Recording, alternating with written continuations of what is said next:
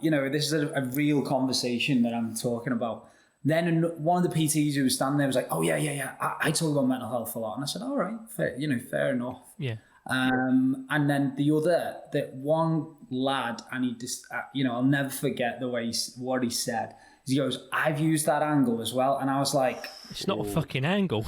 Jesus. And that was like, and I did say, this was a young lad, and actually, I think he's a good, I don't think there was anything conceited or, trying to be sneaky about it. It was just, a bit naive. So I had a bit of a dialogue with him about it, because I think the trouble is in the industry is there's a lot of marketing around mental well-being, but it's very much as deep as that. It's like literally, physical training is good for your mental health.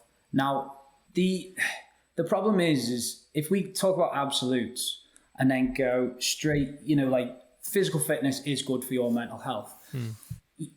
Yes, objectively, doing physical activity is good for your mental well-being.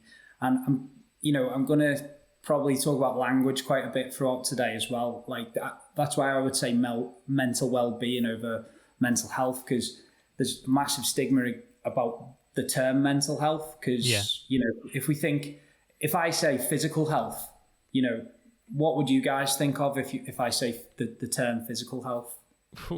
It's quite subjective, isn't it? I suppose. Yeah,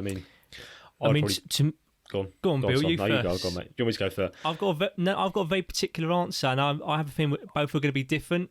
Yeah, so physical health for me, I think it's everything Sub about 9 minute mile. Everything about your physical being. So it's like a sort of a combination of your aesthetic, how you feel, your performance, your actual sort of body is what your actual health overall is like in terms of metabolic markers and stuff.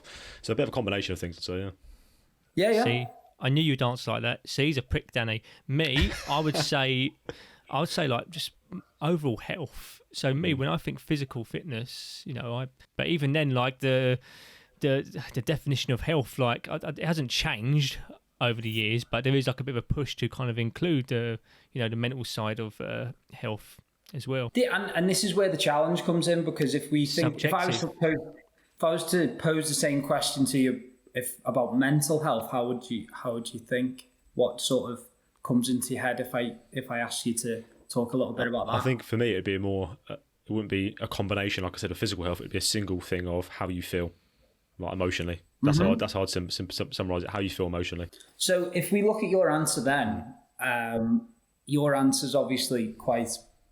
Your physical answer was like dynamic with different elements, and it was almost like building a pyramid, wasn't it? Where the mental side is, you said how do you feel, but it's also like the how do you feel, but is it bad, if that makes sense, and that's why I like to try and use well-being as a term as opposed to, and because I always say the most important thing with the term mental health is what you top and tail it with, because actually we're talking about mental ill health, aren't we? Because mental health is health. It sounds a bit like silly in a sense, but it's quite obvious that that's linguistically more tied to the positive side of things. Going back to my point was, like, when we talk about these absolutes, this is good for your mental health. What happens when it isn't for somebody? Because we can't out-train an unwell brain. It's like you can't out-train a bad diet, is the old saying, isn't it?